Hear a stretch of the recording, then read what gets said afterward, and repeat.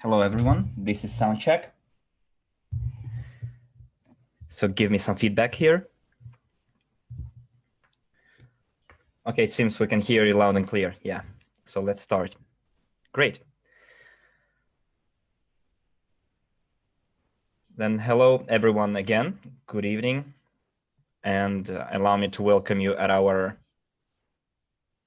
evening webinar. In Moscow, it's evening. I guess in Europe, it's still daytime. And in the United States, it's still morning. So we have lots of people from different countries. So Spain is here as well. Hi to you guys. And today we're gonna talk about our blockchain, about Cryptounit blockchain, what we do, what we've already done, and what we are going to do in the nearest 3-4 months. We're gonna talk about the near future, and I would like to ask you to put on one more slide. My name is Antoninko Maria, by the way. I've been working in the area of finance for more than 20 years, and with this company, with Skyway Invest Group, with the Academy of a Private Investor. I met this company 1.5 years ago, and thanks to the fact that I had knowledge on blockchain, I took training in the International State Institute of International Relations in Moscow on the legal aspects of regulation of cryptocurrencies. And also I had experience working with cryptocurrencies. Andrei Havratov offered me the position of the head of the blockchain implementation department in our company. And as you know, we ran a tender. We had more than 6 teams submitting their bids, international teams, quite renowned teams. You might have heard such a company as Bitfury or Pixelplex. Very good, renowned companies, but the cost of their services was quite steep, quite high. And thanks to that tender, we managed to find a quality contractor, like a optimum cost efficiency ratio. And now let's go to the next slide. Yes, that's what we're doing. We're picking at our future. We know when we would like to know when we will be able to freely exchange our units, how much it's going to cost, crypto units. And next is the team of our programmers. This is not the entire team that's working for us. Anton Polevich is the head of all services. Maxim Galinovsky is the director of the company, the manager, the head. Alexei Solovyov is the business analyst and the developer. Yeah. And Alexei has like a big business approach to all terms of references, like what business needs, that's what the programmers should do. Also, Alexei Muravyov is our developer, blockchain expert, writes our smart contracts, and Denis Sergeyev is responsible for the servers and nodes. And this morning we had Alexei online. Alexei, if you're still with us, you can go on air. But if you have still work to do, if you have to develop work on our blockchain, then we forgive you, and I will do it on my own then. Okay, Nikolai says that he's not in the room. But guys, if you want to listen to Alexei, go and watch the recording of the webinars that we had at 12 o'clock Moscow time, because Alexei's main, let's say, line of duty is to develop blockchain and not speak at webinars. I would like to ask you guys, who is in our project, in our program, Cryptounit program, is a newcomer who joined us quite recently? Put a 1 in the chat. And those of you who have been with us for a long time, give me a 5 in the chat. I would like to see how many newcomers or novices we have. Mainly I see 5s all over the place. Okay, I see that most of you, almost all of you guys, are old timers with us. Yes, Lidmila says that the company is almost 5 years old. We very soon gonna be 6 year old, and many partners stay with us. They remain loyal to our company because things that we're doing, they are just, we need to take our hats off here. It deserves lots of respect. And when we launched the Cryptounit program, we have newcomers as well. I see one in the chat. In March 2019, we planned to issue our Cryptounit token on Ethereum blockchain according to the ERC20 standard. And we did it in January. We launched our token, but we find out that Ethereum blockchain is not a high-speed blockchain. It cannot be scaled up. The developers of Ethereum blockchain for several years now have been trying to move to the proof of stake protocol to speed up the transactions, but their opinions split whether to stay with the proof of work or go to the proof of stake, and everyone is waiting for the scaling of Ethereum blockchain. But for several years now they cannot do it. They cannot scale up. Whereas we went for EOS blockchain, but we just took their program code, EO. Do not misunderstand and think that it's a fork of EOS blockchain. No. In August 2017, they had a Bitcoin fork called Bitcoin Cash. If we go to the blockchain explorer and see Bitcoin Cash, we see the entire history of Bitcoin since 2009 to 2017, and only starting from the 1st of August and 2017, there was a new chain of blocks called Bitcoin Cash. That's what fork is. They preserve all the old history of transactions, and from a certain point, they make this spin-off, a forking. Our blockchain is written from zero, from scratch, using the programming language which was used to write EOS blockchain. And EOS, over the last several years, has showed quite a rapid development. That the team of developers of EOS, they're doing their best. They try to issue updates every half a year. They add new functionalities, and all those new functions, they are in open access. The EOS team makes it so that other people can use their developments. What we did, that's exactly what we did. We took the program code and wrote the smart contracts that we need. Every block appears in our blockchain every half a second. If you compare it to the Bitcoin blockchain, in the beginning of its life, back in 2010, 11, one block appeared once 10 minutes. Then the complexity of mining increased, and then the block appeared every 30 minutes, and sometimes it happens that blocks are mined once per hour.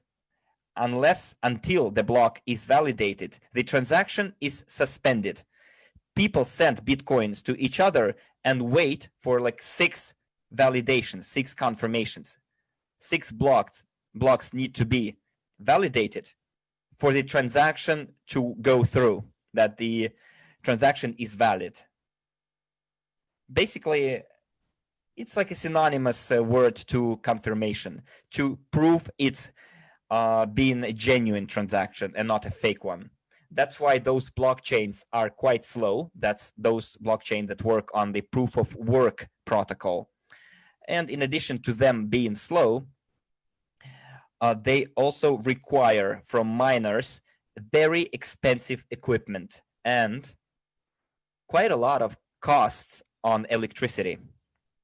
There is statistics out there that mining capacities of China, who mine Bitcoin, consume as much electricity as a small country, let's say Romania or Moldova.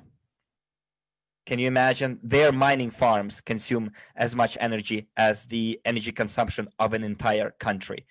using the proof of work protocol. In our case, it's proof of stake, and it's different. I'll explain you why. In order to ensure the validation, a computer that's a validating node, a validating computer, sometimes it's called a node, this computer, this server needs to have coins.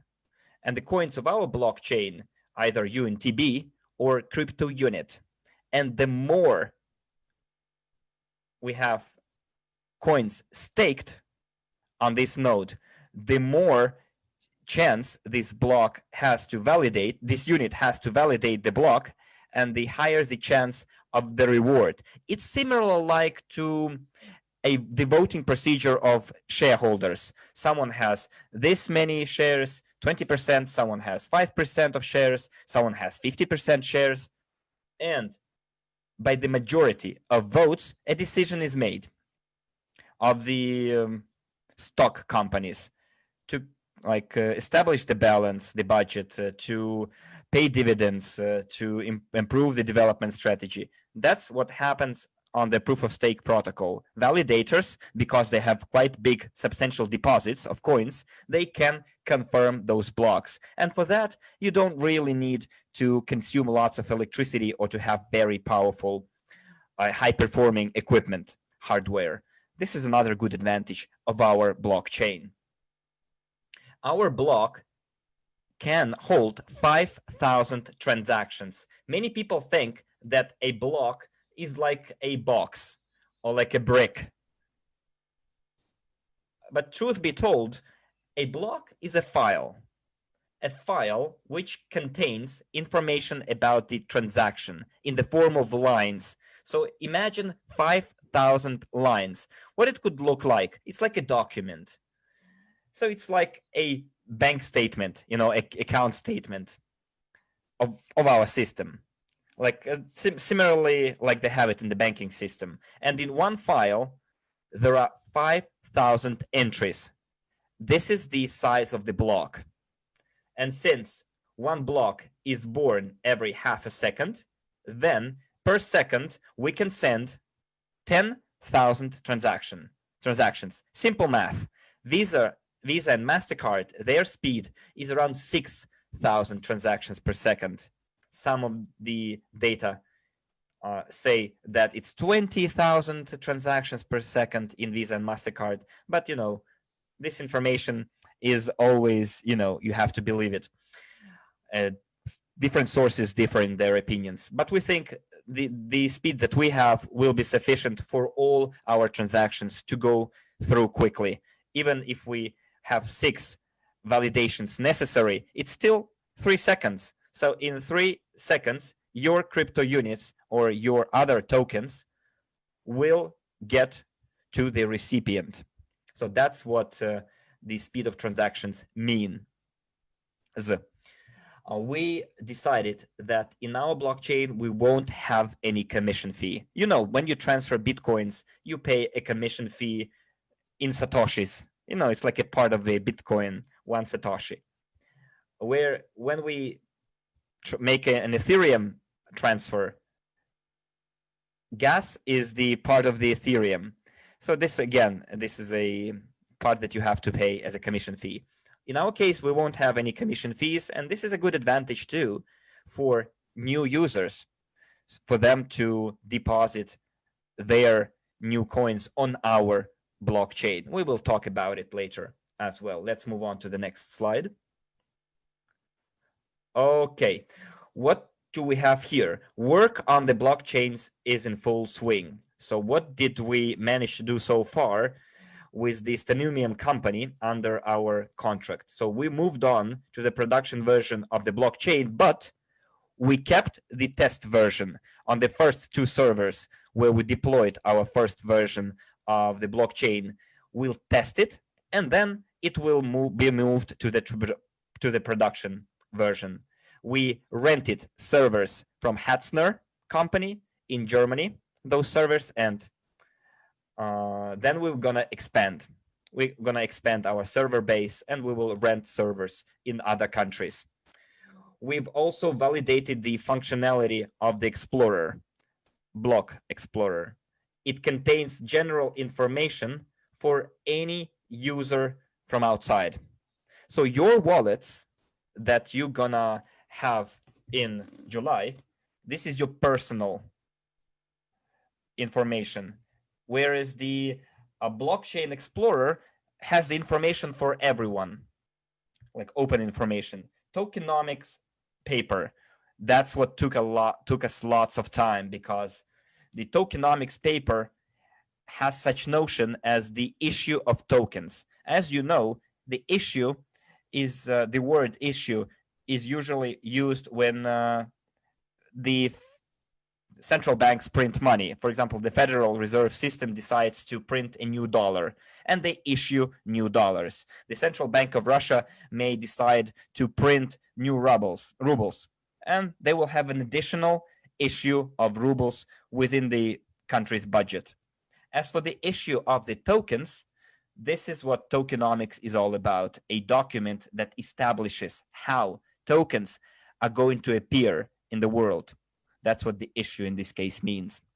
This month in May, well, last month, May, we have updated our blockchain explorer.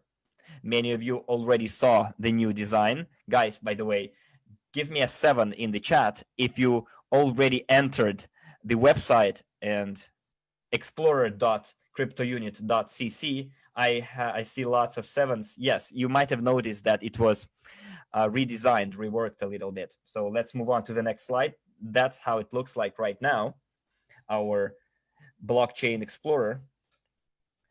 We prepared in advance those, you see the rectangles, those squares, let's call them, for different tokens in the form of bank cards. So what we plan to do is we would like to combine our UGPay payment system with our tokens. And when we're going to have our bank cards, we would like the visual representation of it to match our bank cards. When we're going to order the cards, the design of the cards, they should match our like CRU token design and our entire logo. Of course, some of the buttons are not yet clickable. It's because it's a raw primary version. Let's call it 1.0. It's just a trial version. This is the first design. And we already had some good feedback. We had some dark colors version, like white letters on black background, but we decided that we're gonna go with the white background. And indeed, lots of sections, menu sections, they are not yet, say, connected. The work on the blockchain observer is still ongoing. Even those information about the wallets, you know, the bars over there, you see, they're not yet genuine, they're not yet real. They do not take into account the current number of our users. This chart was taken from the Bitcoin blockchain, just for us to understand how many wallets Bitcoin has, so that when our blockchain counts all the open wallets, we will compare. We gonna use that screenshot in our presentations to show people, look, Bitcoin has this way, and we have this many wallets. You know, according to the statistics, around 3 million wallets are opened in Bitcoin, live wallets, I mean. There might be much more, of course, many more, but you know, here we're talking about the wallets that have at least sent once their Bitcoins away or received Bitcoins, and like wallets that people did not lose passwords to, and they are only 3 million. In our company, we have already 1.5 million, so we have quite a high chance to, you know, surpass Bitcoin in terms of the number of wallets, and soon after we're gonna catch them up in terms of the price of our unit as well, crypto unit as well. Let's move on. So guys, on the next slide, you can see the prototype of the menu. In the accounts, you can see how you placed your crypto units on staking, for example, and now in your back offices, you can see already a link that will take you to the blockchain. You can see when you received what on which day. In our Explorer, you can see two algorithms, the algorithm 1 and algorithm 2. Algorithm 1 means that you purchased EIP, Educational Information Package, and received crypto units as a gift together with the educational package. This is algorithm 1. Within algorithm 1, crypto units will be released 330 days later. So 300 days of being frozen, and then 30 days later, you will have 1% released.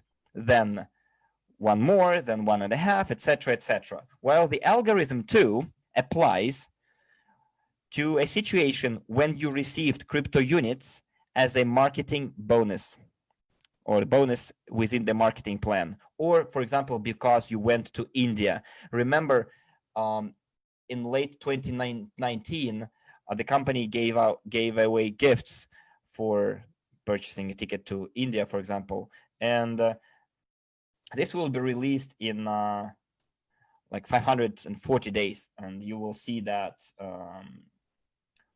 and you will see what kind of algorithm was used to your in application to your crypto units.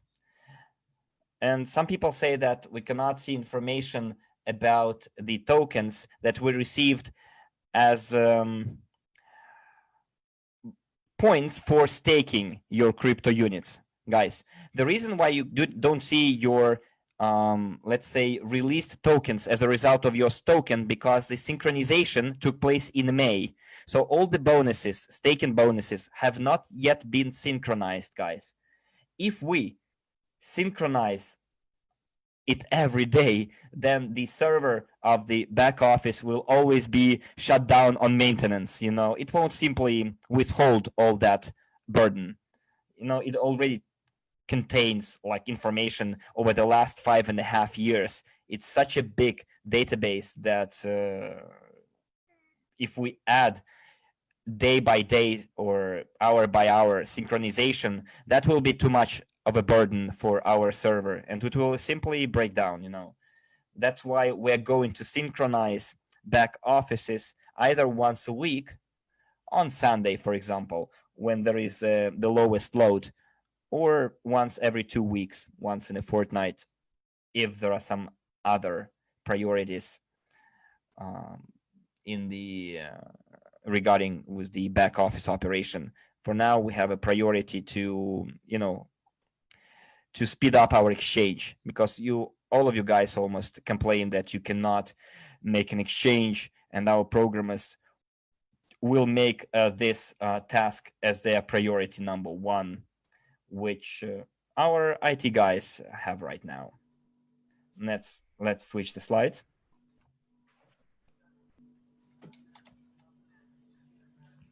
Yes, our blockchain tokens.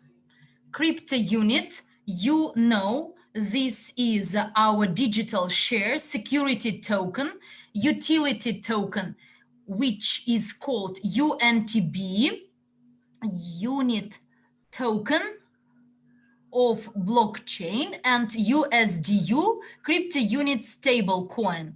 For utility token, many of you ask, why do we need it? Why can't we retain only CIU? And that is, why do we need additional tokens? Because this is our own blockchain, we need technical token. In case we issue our crypto unit based on Ethereum, then as a technical token, we will use this gas particle of Ethereum. So you spend gas, or should we actually issue on EOS, then we will actually pay a charge. But to retain a wallet, you should buy EOS, and 500,000 of 1.5 million of our partners will go to someone else blockchain, buy their coins, and actually the price of these coins will go up. Why should we feed someone?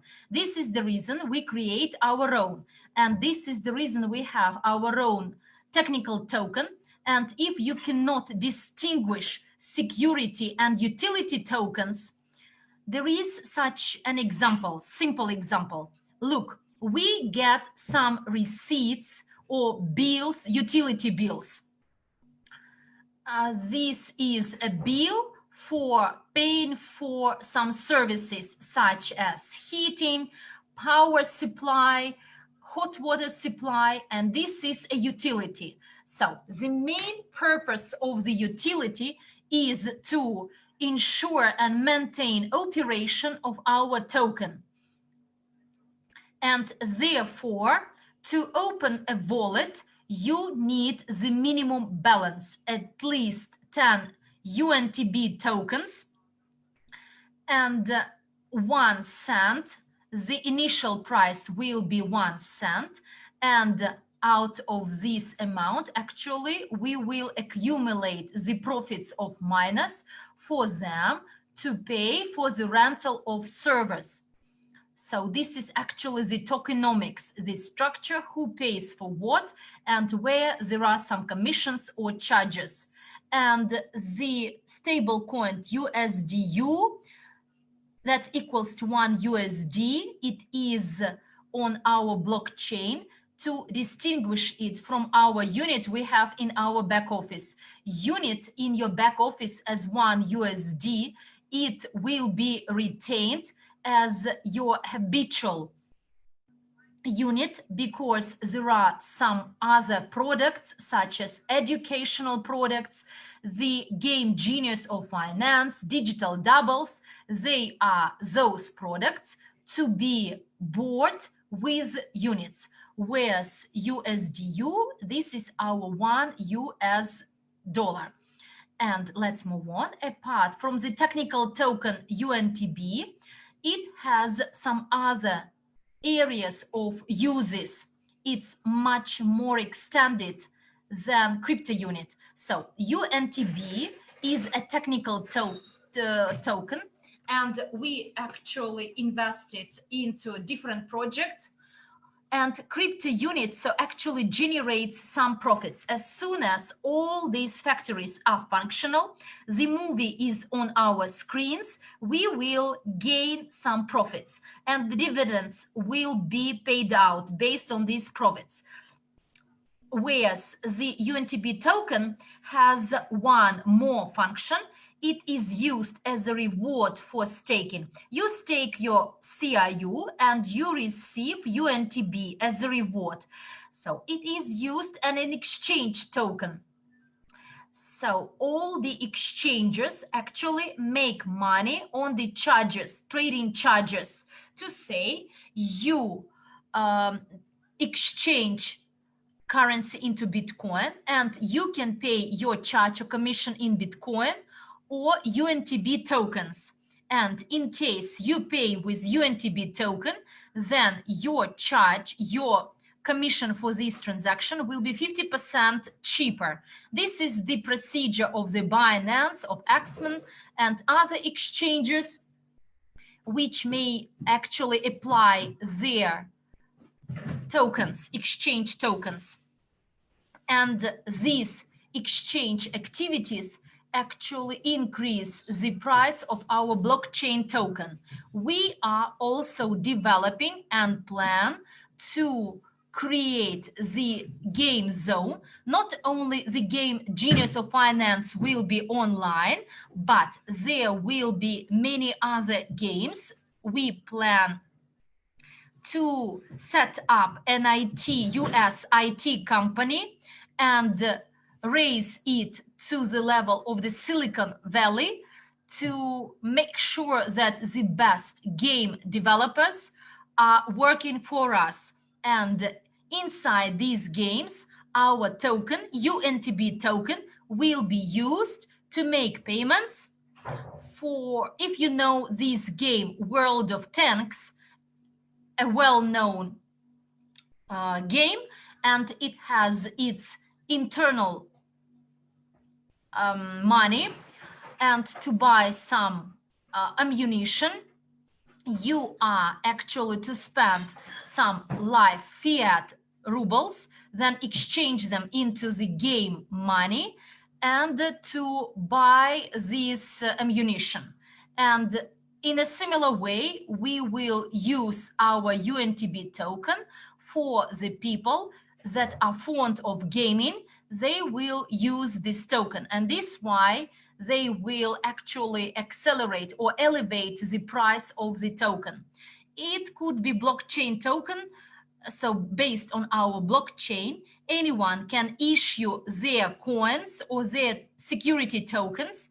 But for this purpose, they are to buy UNTB token first, to be actually kept frozen as a collateral, as a security, and only then, when they are kept at our exchange, they could issue their coins. So the less number of UNTB tokens we have circulated in the exchange, the higher its price will be. And in addition, it will be used as a reward token in data mining. There will be some promotions to say best miner with the most friends mined will get some UNTB token based reward. But this is our plan for the next few months. Next slide, please. English chat. Good. Staking now for the partners who are members of the VIP club. You can stake your released CIUs and you get your interest in CIUs. But as soon as we migrate to blockchain, this system of staking in your blockchain, in your back office will expire, and you can stake your Cryptounit, your Cryptounit wallet under staking, and will get UNTB tokens as your interest.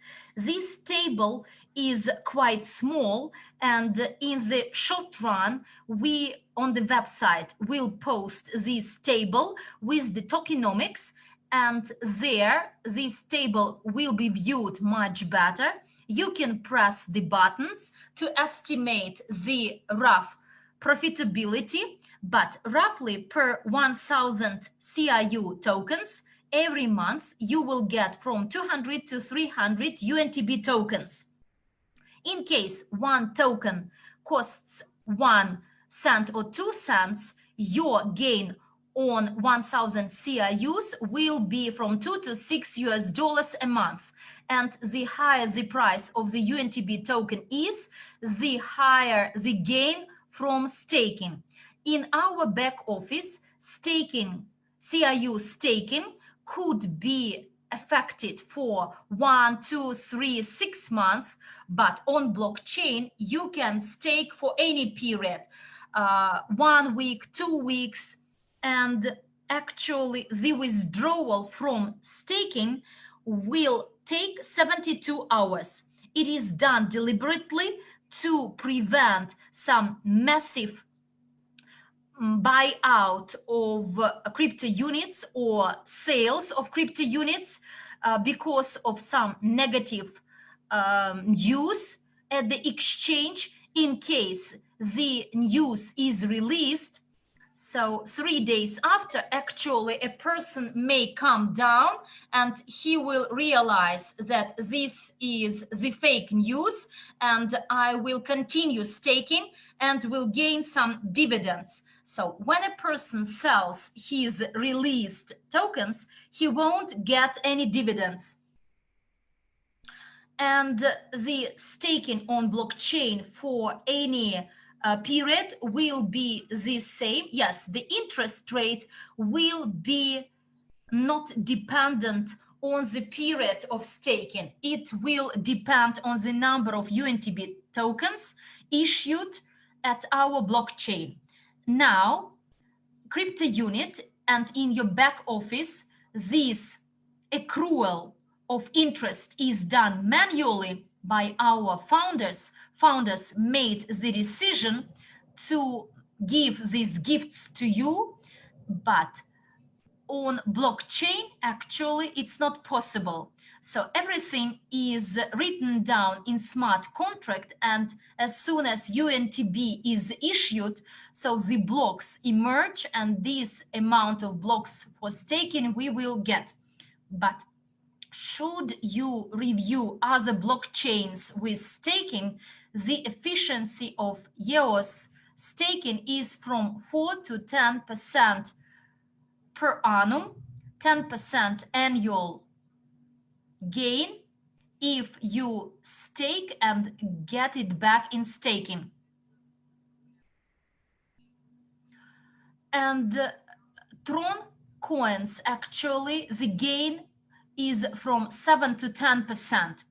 In our first year of vitality of our blockchain, the efficiency which be much higher than Tron, Yes, and other coins, but the number of tokens will gradually reduce, whereas the price will go up.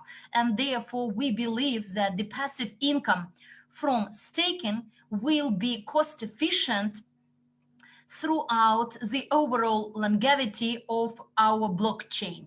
Actually, this was the initial idea, that the UNTB token will be always in deficit and its price will go up. Next slide, please. Look, this slide indicates what will impact the value of the UNTB token. Again, you can read it in detail in tokenomics, but as soon as you see an arrow going up, these are any products generated on blockchain. They impact the value of the UNTB token, and the arrow down, actually, it affects the reduction in the price. So only two actual factors or drivers that may reduce the value.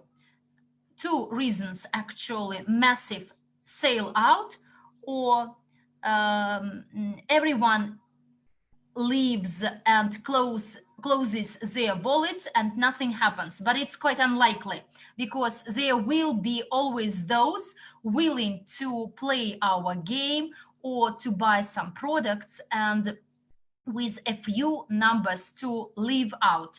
And we will actually implement international events quite soon. This lockdown will be lifted. We will hold conferences globally and showcase the value of our blockchain and the value of issue of our own coins, and this way develop our structure. What to expect 10 years after, when issuance of UNTB is over? I believe this question is asked by the owners of Bitcoin, because Bitcoin has only 21 million for issuance. And what will happen when the last Bitcoin is mined and 21 million Bitcoin is circulated? Nothing else. Miners won't mine anymore, although I believe they will continue validating token, but quite probably free of charge. They will make money on the commission in the network of in Bitcoin. Miners will remain. They will make money on charges, but there are those saying that Bitcoin will cost by that time 100,000 or 1 million. And in 10 years, our issuance of token will be over, but by that time, actually, there will be a lot of different products. Some of them will be with charge or with no charge, and the price of the token actually will go up. Maybe by that time it will cost up to 10,000, and it will be actually beneficial to stake it. Next slide, please. English room, change the slide, please. So this is an extract from the summary webinar when Andrei Havratov shared his plan to increase the number of users by 10 million. and it will affect the price of the crypto unit and UNTB token. The more users we have, the higher load we have in our network, the larger number of users will open their wallets. And because there is no commission, because we know in case we want to accelerate the transfer of Bitcoin, we actually pay an increased commission. But here there will be no commission involved. How can you accelerate or speed up your transaction?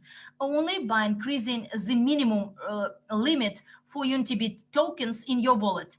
Imagine that our UNTB token will be used by some restaurant chain or some retailers with a lot of transactions. An individual actually doesn't need high speed. He doesn't need to elevate the limit in his wallet, whereas a businessman, an entrepreneur needs this. He may actually place 1000 UNTB tokens to speed up his transactions. And the more users we have, the higher the value of both crypto unit and UNTB token.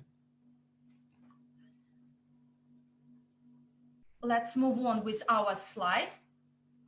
I read a good question. What will happen to staking, CIU staking, when UNTB is over? Quite probably, we will have a poll, or we'll issue additional UNTB tokens, or we'll retain only those owners who actually managed to purchase CIU and stake them, meaning that the closed club will close its doors 10 years after. And our joint goal is within the next 10 years to make maximum number of people aware of this. Alexei actually joined us. In case in the end you have any technical questions, he will answer them. Next slide. I am reading the questions from the Russian room. In case in the foreign language rooms we have some questions, please refer them to the Russian chat. Dear friends, please write down your questions in our English-speaking chat, and we will export them to the table with your questions. Look, to achieve all our goals, the legal model has been developed, and our lawyers so far submitted the relevant documents. The Cryptounit Inc., this is the company established at the British Virgin Islands. The lawyers submitted the relevant documents for the registration with the Securities Committee in the USA on the 3rd of June. And UGPay, this is our payment system. It will have a license, but please don't confuse it with the banking license, because a banking license provides for the provision of some loans and mortgages, but UGPay will act as an issuer of securities. So Cryptounit will issue shares, whereas UGPay could act as an operator of these shares. And not only Cryptounit, but any other shares, including Coca-Cola, Google, the company with a financial license can do investments and make the relevant payment services. UGPay will service the Cryptounit, will do this job for Cryptounit Incorporation. And our Estonian exchange, for which we are preparing the terms of reference, it will actually provide some technical opportunities for those willing to sell or buy units, and it will be golden time for traders. So these are three elements of success, and in parallel we work both legally and technically. Next slide, please. Okay, for me personally, the technical terms of reference for an exchange is quite Chinese, Greek to me. And when guys show me how the architecture is going to look like, the terms of reference for an exchange, I realize how difficult and the complex process it is. And in part, on the next slide, you will see I took a screenshot from their presentation. Could you please show us the next slide, guys? Yeah, it's a snapshot of the architecture of what needs to be done. It's like Kubernetes. It's renting of servers to ensure sustainable trade. And if now you're asking us why the exchange is so slow, I can tell you that just looking at this kind of architecture, the documents, you realize that one server will not simply be able to cope with thousands of people entering the website in 1 second and wanted to do something with that website. The site will take it as a DDoS attack and will simply block the access to it. And for a multitude of users to be able to carry out their transactions on the exchange, that's why a virtual server is created. Several servers are rented for the blockchain, and it's very good that we have already rented servers for our blockchain. We just add to our network additional capacities, and that's it. It's very important that that people need to take care of the security in the exchange. For over a decade of the existence of cryptocurrencies, you might know it as well as I do, that many cryptocurrency exchanges were hacked and robbed by hackers. Both the Japanese exchanges and the American exchanges, and even Korean exchanges, hackers are on the hunt. They are on the hunt for your wallets, for cryptocurrency wallets that are attached to the exchange. And it is very important to create a secure payment system so that when the cryptocurrency is in a currency pair, it's a hot wallet. This is the most vulnerable time and spot. All major reserves of the exchange that are not being traded, they are in cold wallets. And in order not to slow down the process, this is quite a complex technical process. And that's why our timeline for the exchange is not sooner than September. In June, we approve the terms of reference. In July, our IT guys will create the functionality.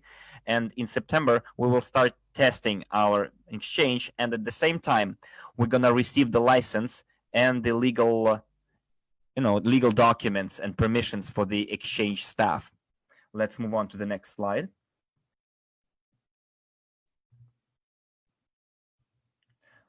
Could you please, I guess in the Russian room, they haven't yet switched. Yeah, they did. Perfect, thanks. As far as our roadmap is concerned, we have now written down our tasks or milestones until the birthday of our company. You can see in July, we're gonna, in June, let's say, we're gonna publish our white paper with the tokenomics.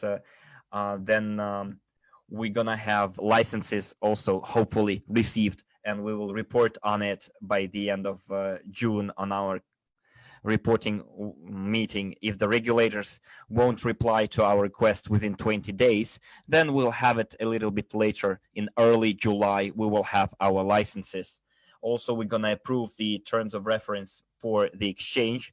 In July, as I already said, we're gonna have the legal opinion for the token CRU from the US Securities and Exchange Commission within 20, I think, working days. So by early July, we'll be waiting for their written notification that they have received our or accepted our application. Also, we'll continue our work on the blockchain explorer and wallets. So by July, we're gonna have our own crypto wallets, which will put together all of our tokens: Cryptounit, UNTB, and USDU. And also we'll have a prototype of the technical functionality of the exchange. And there is a chance that the primary functionality will be able to be integrated into your back offices. So we'll have a separate website, cru.exchange, but the link to it will be in your back offices. And the CRU points that you try to exchange right now, we will test the technical functionality with the CRU points first in July, hopefully. In August, we will have works on staffing of our exchange with the ML officer. We have already an agreement signed. We will also hire other staff like technical staff, support staff for the exchange. In September, we will start trading already, at least start trying to trade and hold different events, including our birthday celebration in October. And then there will be different blockchain conferences across the entire world. We will, of course, participate actively in those conferences. Sometimes we will organize our own conferences. Sometimes we will attend other people's conferences, because at the moment, exchanges that sell or trade in STO tokens are very far and few in between. We will try to, occupy our niche in this area on par with American exchanges that trade in STO's Seychelles exchange, and we will have our own Estonian exchange for the European partners, investors. This is gonna be quite convenient. And would you please go to the next slide? Oh, here we have it. It's questions and answers, finally. And if I'm not mistaken, Alexei is on board. And if you have any technical questions to him, I think he will gladly take them. Just let me take a look first at your questions, guys.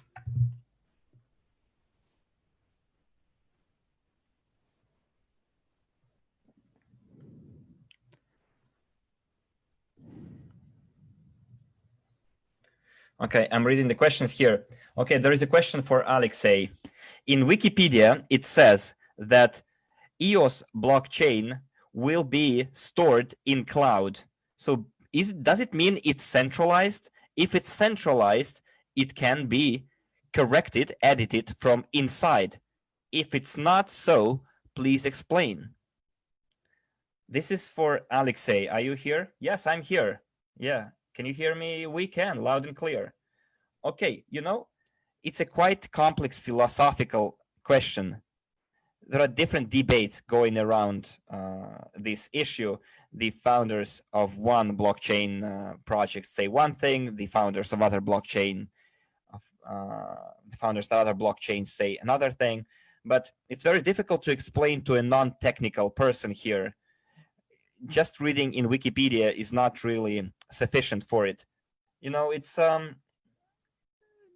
you can hold a webinar or entire conference dedicated solely to this question with lots of experts and really smart people involved. But as for, let's say, the advantages of the EOS blockchain that we use as a core for our system, for our crypto unit, is that it periodically, recently, has been the leader in various ratings of different blockchain systems.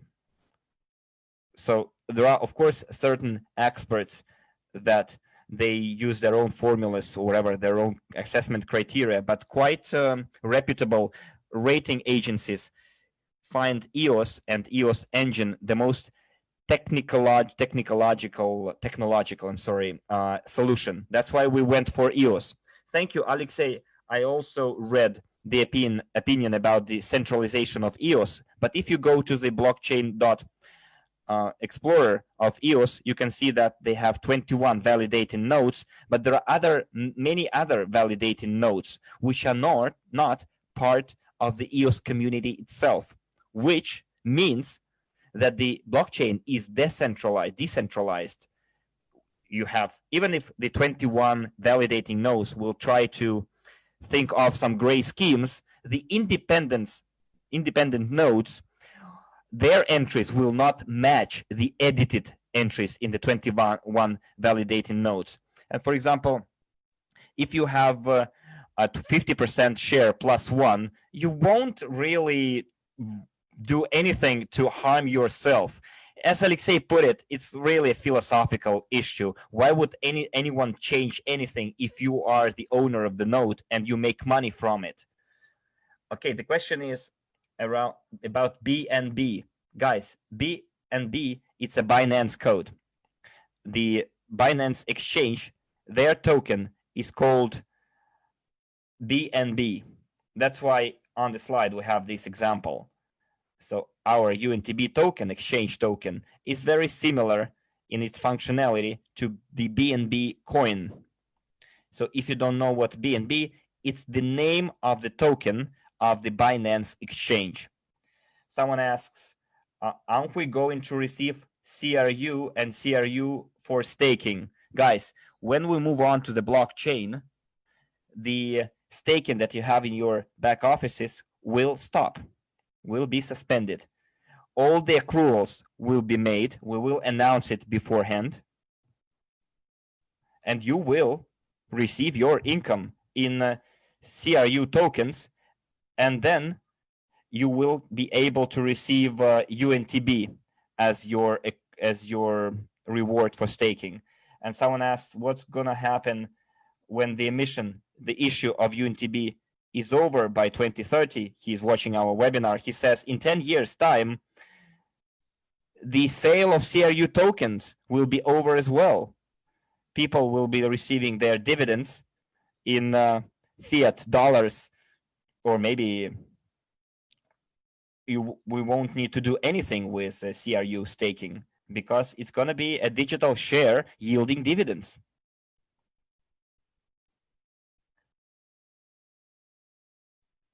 One more question about the stable coin. Do we need to explain, can you explain it more specifically? A stable coin, one USDU, is equal to $1. That's a stable coin. For example, USDT, it's a digital dollar which was issued on the Ethereum blockchain by Tether company, and they have Omni wallet, another derivative. Alexei, is it a separate blockchain for Omni? It's a solution written on top of the Bitcoin blockchain. Okay. So it's just an electronic digital dollar. And why electronic dollar was even created? For the banks to be able to store on their deposits live dollars and to issue USDT in the amount equal to the dollars that you have to be traded in the exchanges. By doing it, they avoided all the commissions for depositing and withdrawing. For example, if you deposited your exchange account from your bank card, Visa, MasterCard, you would pay 3.5% on commission fee. Yet here, your money is in your bank account, whereas USDT are credited to your exchange account commission-free, almost commission-free. And we're going to use the same formula for our stable coin as well for the exchange, for their exchange trading, in order not to pay commission for topping up your account in fiat money, dollars or whatever other currency. When exchanging CRU, can we place several orders right away or not more than one order per hour? As far as the CRU exchange is concerned, you can place an application once per day. If your application is not met, is not processed, then you won't be able to place another one. That's as simple as that. Our CRU will be released in 350 or 330 days from the time of the purchase. The correct answer is 330 days. We have been discussing quite and looking into that question quite a lot. When in March, the first released CRU points appeared in the news, they said it was 350 days. But if we follow the algorithm of the release, it's 300 days plus 1 month. No, it's 300, 330, 360, 390, etc. So the first release is 330. Alexei, one more question for you. They say that in the first version of the blockchain explorer, you could see whether it was algorithm 1 or algorithm 2 to be applied. Now with the change in the design, that information is nowhere to be found. We need to work on it, Alexei. Well, as Maria said, we are now working on the blockchain explorer, and it's very great that you made this comment. We will address it right away and do the necessary amendments. In the new blockchain explorer, we will make it quite clear. It won't simply be algorithm 1 or algorithm 2. We will put there something nice, understandable. Do we need to change the password in our back office right now for a more difficult one? By the way, that's a standard procedure. You need to do it always. You can't be too safe, Okay, in the table, it says about the UNTB issue. What's going to affect the price of the UNTB token? Guys, we've already covered that. In addition to the Estonian exchange, are we planning to enter any other exchange? For example, the Belarusian exchange. In Belarus, by the way, there is an exchange. Yeah, at the previous webinars, we told you that we're holding negotiations with the Belarusian currency.com, Seychelles exchange, merge. And in the Belarusian exchange, we found, let's say, not quite positive feedback, far from it. That's why we decided not to stop considering this option at all. So one of the things about the Belarusian exchange is quite a strict control from the Belarusian government and the Belarusian central bank on the depositing and withdrawing of money. So our users faced the situation when the currency.com simply freezes users' accounts when you try to withdraw. You deposit, let's say, dollars from your bank card. You bought bitcoins, and then from the user, where did you take money to buy one bitcoin? And the other way around. As soon as a person topped up to their bank card, again the exchange asks them, where did you take those bitcoins from? So Belarus is quite a harsh regime country, and we understand if we help our partner in considering the Belarusian exchange as an option.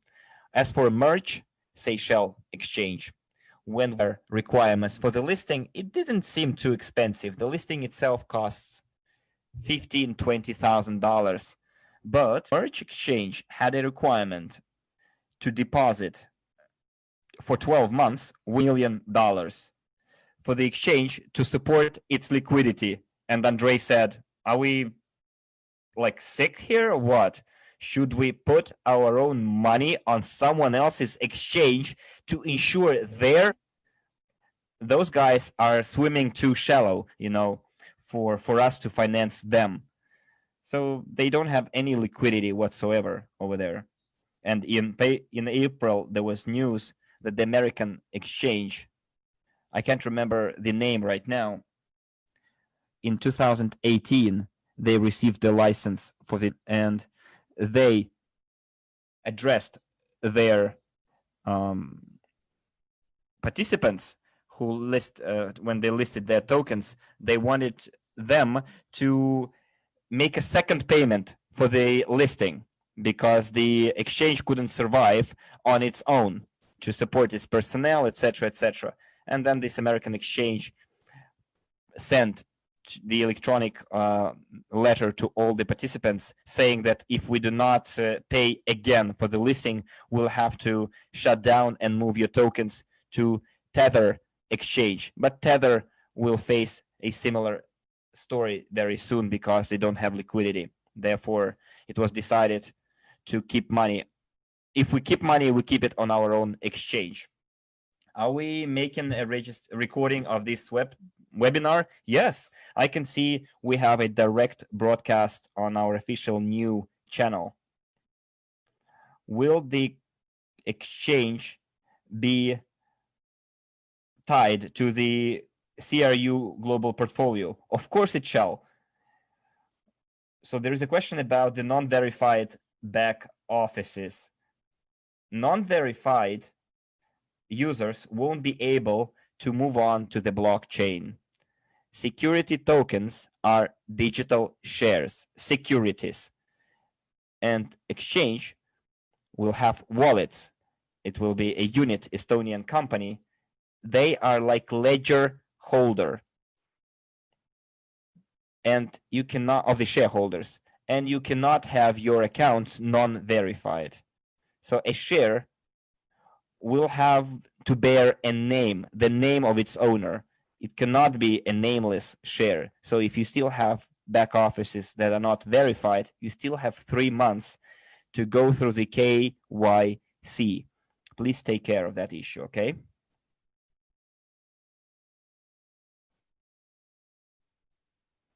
Now, why the cost of UNTB is decreasing every month? Does it mean that we are losing our money?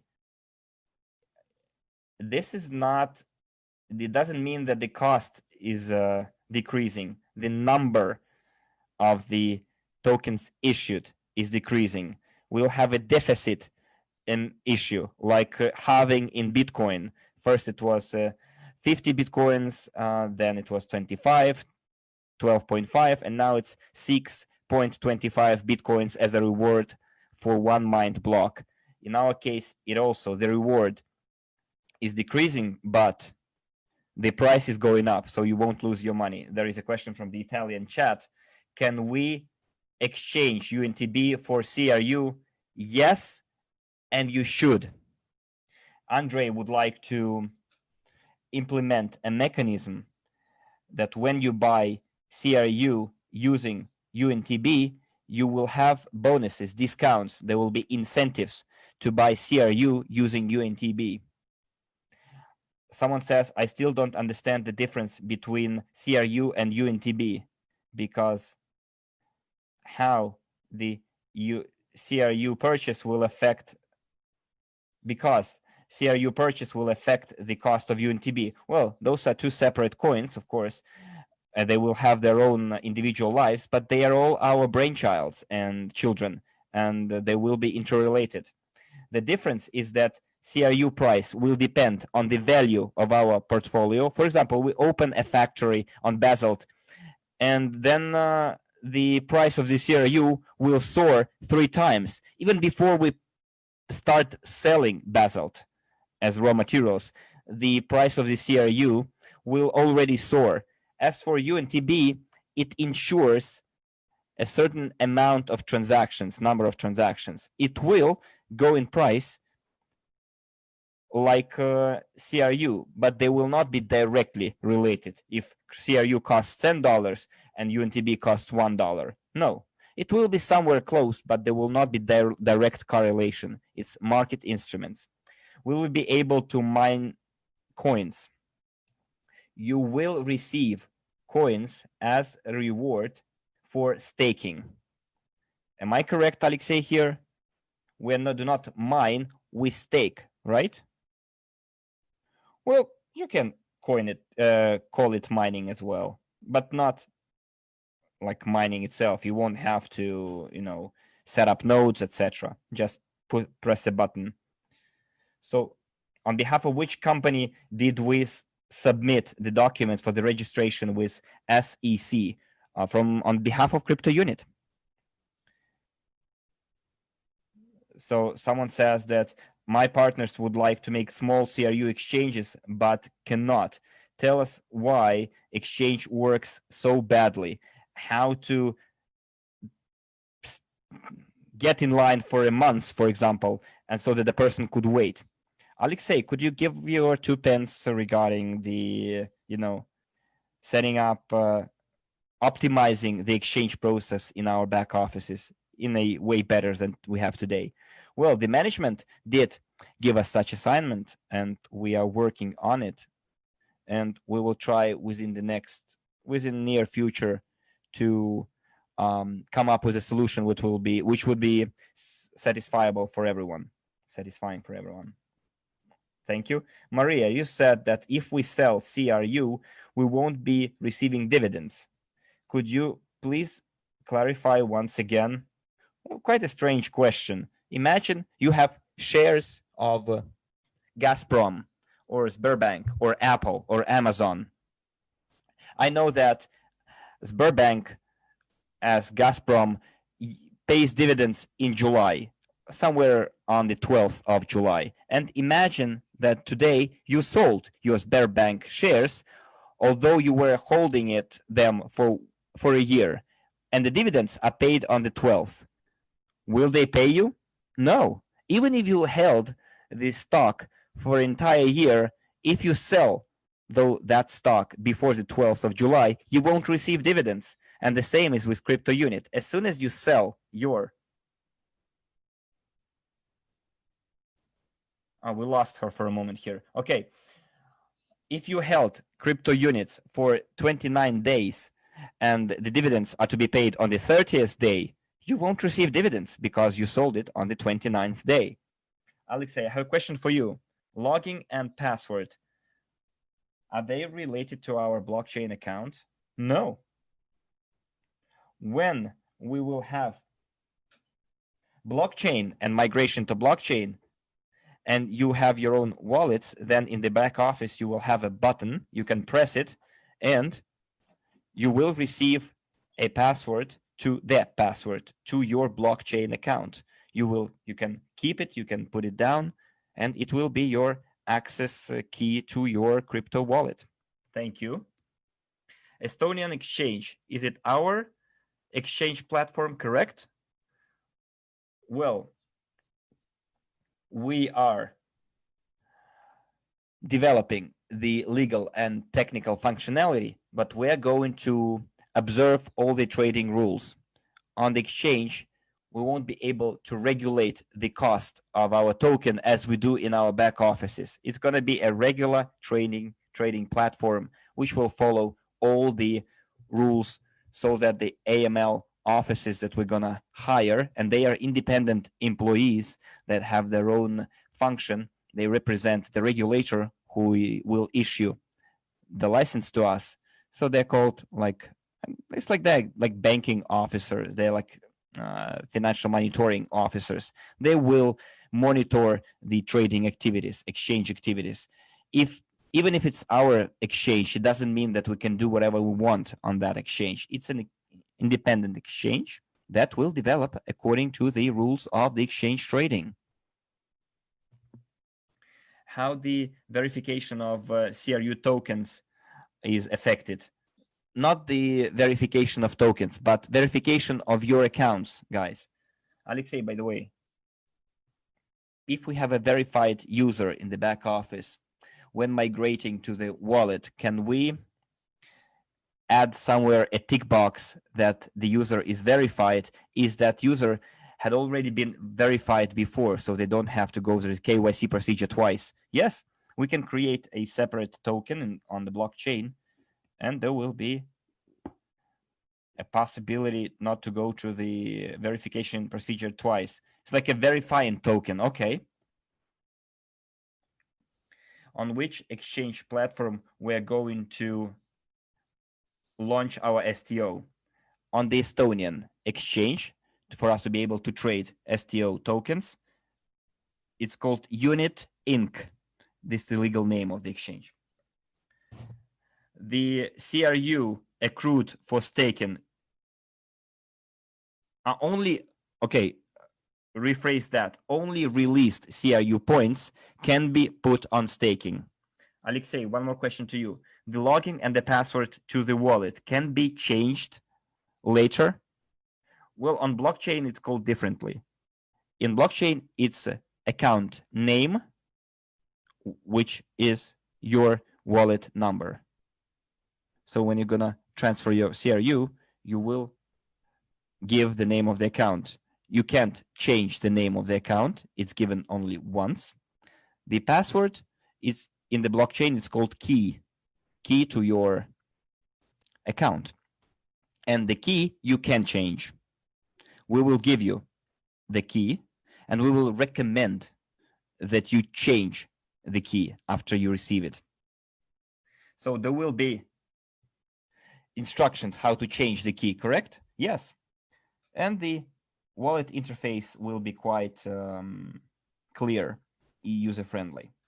Okay, thanks. Will there possibility to withdraw funds to pay, add the cash, perfect money?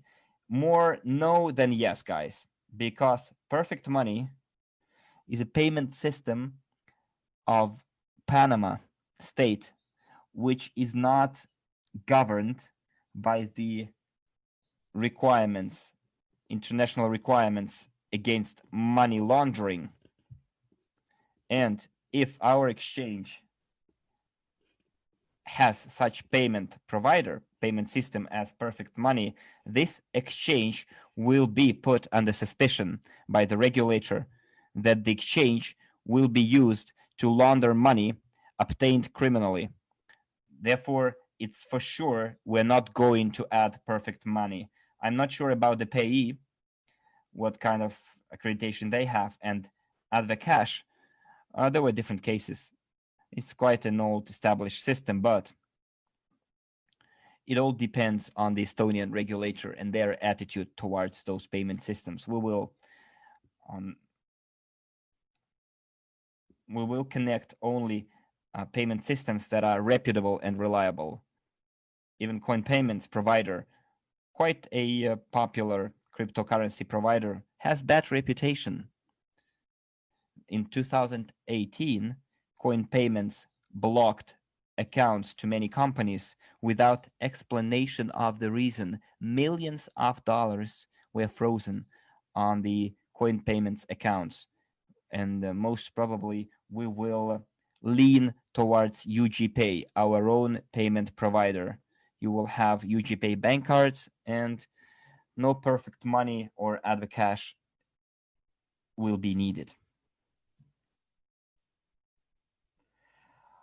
Where there will be, what is the expected timeline for the CRU listing after we launch the STO on the external exchange? Well, you know, at first we need to sell 70 billion CRU tokens. 10 billion will stay with the company as the reserve fund, like stabilization fund we call it. 30 billion has already been handed out. So 40 billion CRU tokens to be sold within the next 10 years. This is our listing timeline, guys. So what's gonna happen with the non-verified back offices? Most probably we will not connect those back offices and we will not give the key to those people. Or you can get the key, but without the KYC procedure, you won't be able to send or receive crypto units. Alexei, what say you? Unless you go through the verification with your wallets, you won't be able to send your tokens, right? Yeah, correct. Is the CRU, is the blockchain gonna be public or private? Any blockchain should be public. Otherwise, it's not blockchain. Well, for now, blockchain works on the nodes of the company itself. By the time of the release, we will prepare the instructions and any person who has some technical knowledge will be able to set up their own node and be one of the validators and receive reward for that. Okay, then it's gonna be public.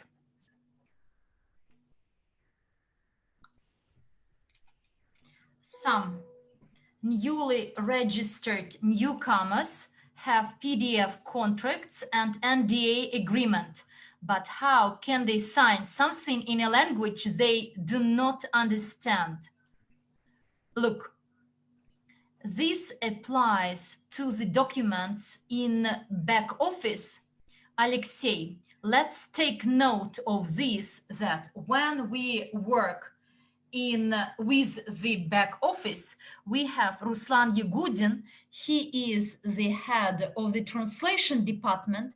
We need to review the languages of all the documents related to Cryptounit and tokens, and whether we can translate them into other languages. Good.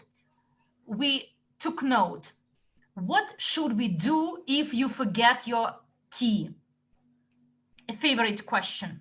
Look, we've actually assumed this possibility and understand that blockchain is still quite a difficult technology, and Cryptounit company has different age groups, and therefore there will be two modalities. The first modality will be for professionals, when you are fully responsible for the security of your keys, whereas there will be a second lighter modality with some administration account. This is the company's account, which will have a chance to change your key in your account in case you forget or lose this key.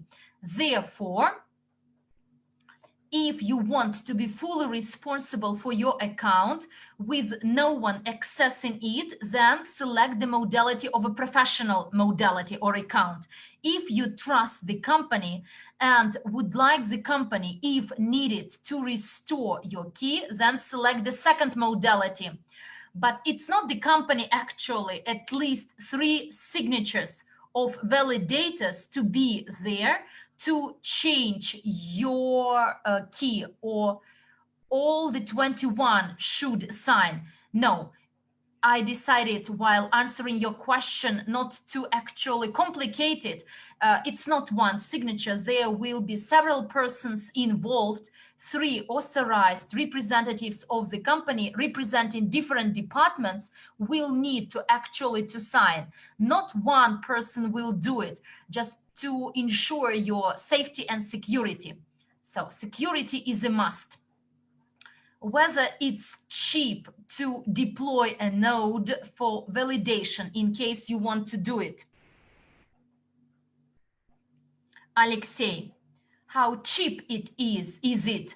I don't remember the value, but the rental of the server is about 100 and, yes, expensive, 150 euro a month. And you also pay a bill for internet connection. For you to enter from your PC to hosting, you need internet connection, and it costs something.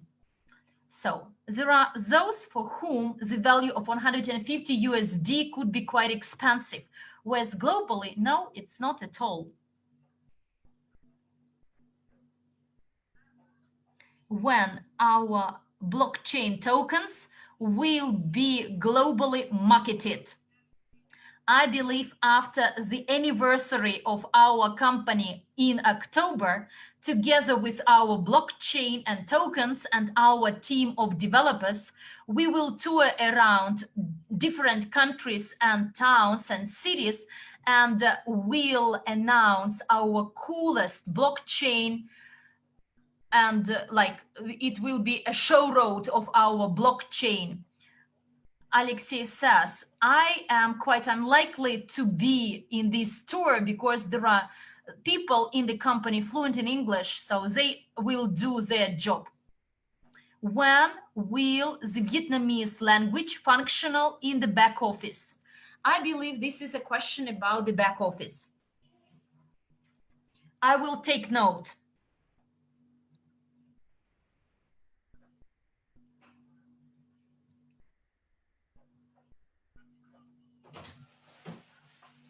$500 per transaction. I didn't understand this rule. We'll elevate this bar. There is a rule on the withdrawal of funding, not higher than $500 per transaction. You'd better refer this question to our IT department. We don't know the reasons of this limit.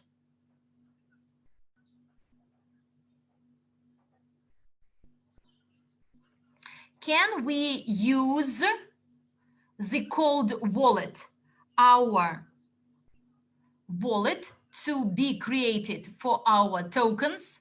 Is it going to be hot, cold, or warm?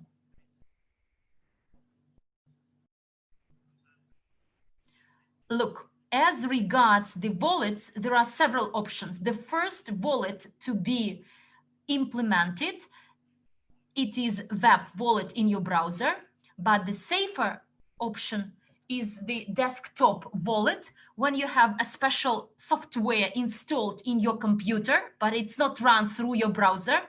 And the most secure and super advanced version is when you have your key in USD stick. Actually, it's not most advanced. I know some people with a lot of Bitcoins, they buy a standalone computer and they deploy a node for Bitcoin, not to transfer it. It's the most secure and safest option, actually. But in this case, I believe that the web wallet which we are creating, it belongs to the company. It is administrated by the company. If you trust the company, you can use this wallet and don't worry about its safety and security. Look, we had an idea like mini boxes and the USD memory stick, like a version of the cold wallet. We discussed this option in Moscow. Maybe we'd come back to consider it. There are different actually ideas, and we are preparing a roadmap, and quite soon, it will be next month, it will be presented by Maria, a roadmap about the blockchain ecosystem development. Actually, we can include this idea to this roadmap.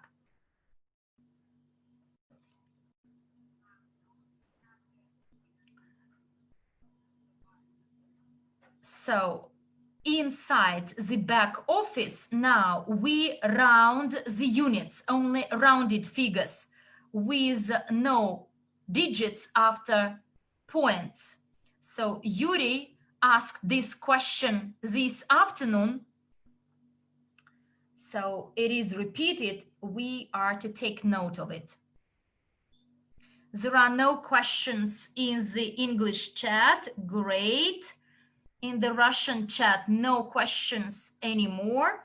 So, dear friends, we worked really well today. And